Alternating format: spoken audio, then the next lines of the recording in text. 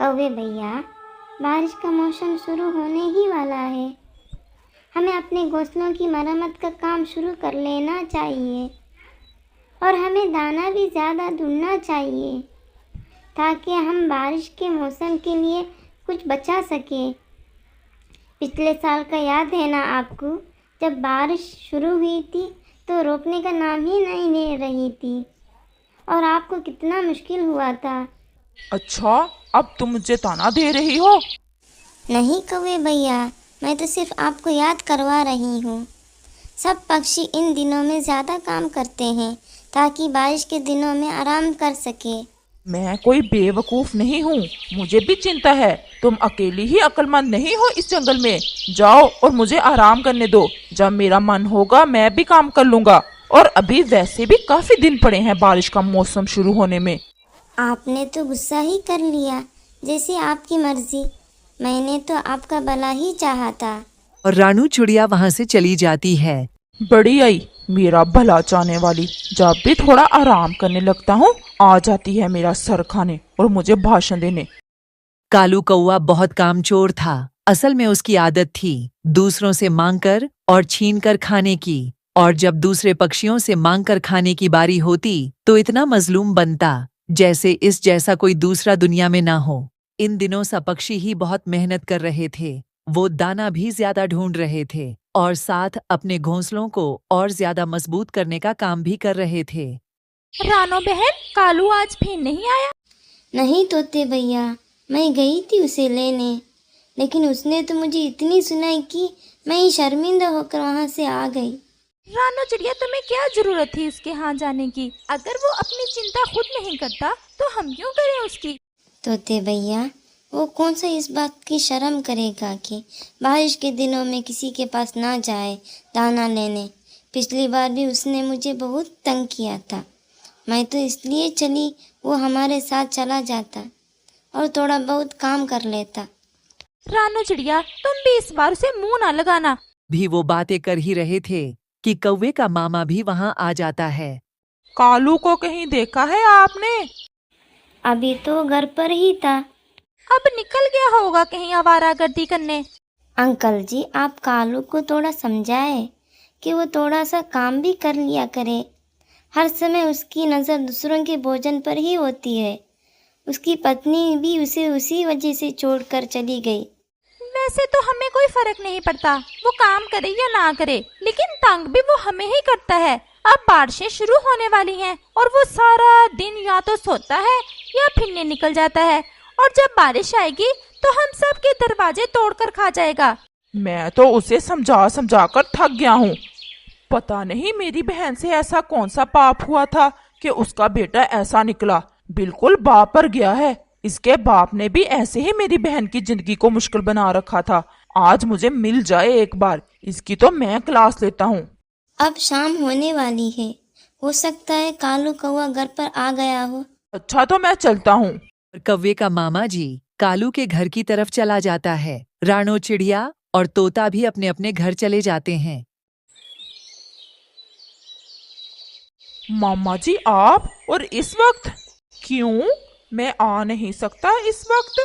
नहीं नहीं, मेरा ये मतलब नहीं है। मैंने सोचा आज रात तुम्हारे पास ही गुजारूंगा।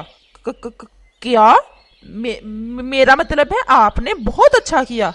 मैं खुद बहुत उदास था आपसे मिलने के लिए। पहले तो मुझे खाना दो, बहुत भूख लगी है। कौवे के तो सारे रंग ही उड़ जाते हैं। वो खाना कहाँ से देता? वो तो खुद बुलबुल के घोंसले से चुरा कर खा कर आया था। वो मामा जी, आपको तो पता ही है मैं कितना मेहनती हूँ। मेरी मेहनत की वजह से सब पक्षी ही मेरी बहुत इज्जत करते हैं। सब पक्षियों ने मेरी जिम्मेदारी लगा रखी है कि रात को एक ऊंची उड़ान लेकर पूरे जंगल का जायजा ले लिया करूं। मेरी नजर भी बहुत तेज है और मैं उड़ान भी सब पक्षियों से ज्यादा ऊंची लेता हूँ। मैं बस अभी आया और आपके लिए भोजन भी लाया। अच्छा, फिर जल्दी आना। और कौवा वहाँ से सीधा रानो चिड़िया के घर की तरफ चला जाता है। चिड़िया दीदी, वो एक काम था आपसे। चिड़िया तो उसे देखते ही सब बात समझ चुकी थी। क्या बात है? वो ना, मैं तुमसे कुछ कहने आया था कि कल मुझे भी अपने साथ ही ले जाना। आज मैंने तुम्हारी बहुत बेइज्जती की, उसके लिए मुझे माफ कर देना। तुम्हारे जाने के बाद मैंने सोचा कि तुम तो मेरे भले की ही बात कर रही थी। अच्छा, लेट जाऊंगी, अब मैं सोने लगी हूँ, मुझे बहुत नींद आई हुई है। वो मुझे कुछ और भी कहना था। और क्या कहना था? अगर आज थोड़ा सा दाना मिल जाता, मैं कल ही तुम्हें वापस कर दूंगा। असल में मेरे मामा जी अचानक से आ गए, अब मेरी इज्जत तुम्हारे हाथ में ही है। अच्छा, तो इसलिए पहले इतना मीठा बना हुआ था। और रानो चिड़िया कौवे को थोड़ा दाना दे देती है। कालू भैया, ये मैंने तुम्हारे मामा जी के लिए दिया है। अब तुम अपनी बात पर कायम रहना। अगर तुम दोबारा अपने लिए दाना लेने आए तो मैं कभी नहीं दूंगी। हाँ हाँ रानू चिड़िया, मैं फिर नहीं आऊंगा। और कौवा जैसे ही दाना लेकर वापस मुड़ता है तो पीछे उसका मामा जी बैठा सब सुन रहा होता है। ले ली है उड़ान तुमने सारे जंगल की। जी जी, मैं बस यहाँ से गुजर ही रहा था तो रानू चिड़िया ने मुझे बुला लिया और ये दाना दे दिया। चले हम घर चलते हैं। और वो दोनों कौवे के घर चले जाते हैं। कालू, अगर मुझे अपनी मरी हुई बहन का ख्याल ना होता तो मैं तुम्हारी कभी परवाह ना करता।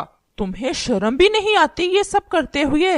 मामा जी, आपको कोई गलत फहमी हुई है। और कितने झूठ बोलोगे तुम? अब चुप कर जाओ, मुझे शर्म आ रही है तुम्हारी हरकतें देखकर। तुम शर्मिंदा होने की बजाय और झूठ बोल रहे हो। मैं अब यहाँ 1 मिनट और नहीं रह सकता। अगर तुमने खुद को ना बदला तो मैं अपना रिश्ता ही तुमसे खत्म कर लूंगा। और कौवे का मामा जी वहां से चला जाता है। ये मामा जी भी ना, आज ही आना था उसे भी। इतना मजा आ रहा था आराम करने में, सारा मजा ही खराब कर दिया। और कालू कौवा बेफिक्र होकर सो जाता है। कौवे भैया, जल्दी उठ जाओ, बादल आ रहे हैं। लगता है आज शाम से ही बारिश शुरू हो जाएगी। चलो, थोड़ा बहुत दाना तो हम ले ही आएंगे। एक तो जब भी मैं कोई अच्छा सपना देखने लगता हूँ तुम आ जाती हो। तुम जाओ, मुझे नहीं जाना। और रानो चिड़िया हैरान हो जाती है कि वो रात को कितना अच्छा बना हुआ था। कालू, तुम्हारा कुछ नहीं हो सकता। और रानो चिड़िया वहाँ से चली जाती है। रानो चिड़िया, कालू कौवे का मामा चला गया? हाँ, वो तो चला गया है। इसके बाद रानो चिड़िया तोते को सारी बात बताती है। रानो, तुम भी इसकी बातों में आ जाती हो। अब अगर वो तुम्हारे पास आए तो तुम दरवाजा ही ना खोलना। तोते भैया, वो बातें ही ऐसे करता है कि मैं मजबूर हो जाती हूँ उसे कुछ देने के लिए। अभी वो बातें करते रही थे कि गहरे बादल आ जाते हैं और वो जल्दी जल्दी अपने घरों को चले जाते हैं। कुछ ही देर में जोरदार बारिश शुरू हो जाती है। सब पक्षी ही अपने अपने घोंसलों में बैठे बारिश का मजा ले, सिवाय उस कालू कौवे के जिसका घोंसला कुछ ही देर में बारिश का पानी भर जाता है और ऊपर से भूख भी अपने जोरों पर थी। अब मैं क्या करूं? इधर जाऊं? पता होता रानो चिड़िया की बात मान ही लेता, लेकिन अब भूखा भी तो नहीं मर सकता, कुछ तो करना होगा। और कौवा जल्दी से रानो चिड़िया के घर जाता है। रानो बहन, जल्दी से दरवाजा खोलो, मैं बहुत मुश्किल में हूँ। कालू कौवे, मुझे इस समय तंग ना करो। और मुश्किल में तुम अपनी वजह से ही हो, मेरे वजह से नहीं हो। मैं दरवाज़ा नहीं खोलूंगी। रानो चिड़िया, बस आखिरी बार मदद कर दो। अब तो मुझे अच्छी सीख मिल गई है। मैं भी मेहनत किया करूंगा, लेकिन उसके लिए मेरा बचना जरूरी है। अगर मैं मर गया तो तुम खुद को ही कसूरवार समझोगी। रानो चिड़िया फिर से उसकी बातों में आ जाती है और उसे थोड़ा सा दाना दे देती है और कौवा दाना लेकर वापस अपने घोंसले में आ जाता है। लेकिन कालू कौवा घोंसले में पानी होने की वजह से सारी रात जाकर गुजारता है। सुबह हो चुकी थी लेकिन बारिश थी कि रुकने का नाम ही नहीं ले रही थी। कौवे का कांप कांप कर बुरा हाल था। सारी रात भीगने के वजह से उसे बुखार हो चुका था। कौवा दोबारा नहीं आया, सब ठीक हो। रानो चिड़िया कालू कौवे की आदत से अच्छी तरह वाकिफ थी। उसे पता था कि उसने दोबारा जरूर आना था। एक बार जाकर देखती हूँ कि सब ठीक तो है। रानो चिड़िया जब वहां पहुंचती है तो कौवा तेज बुखार में पड़ा होता है। रानो चिड़िया जल्दी से तोते की घर जाती है और उसे बुखार की दवा लेकर आती है और जल्दी से कौवे को खिला देती है। कुछ ही देर में कौवे का बुखार कम होने लगता है। कौवे भैया, अगर आपने मेरी बात माननी होती तो इस मुश्किल में ना होते।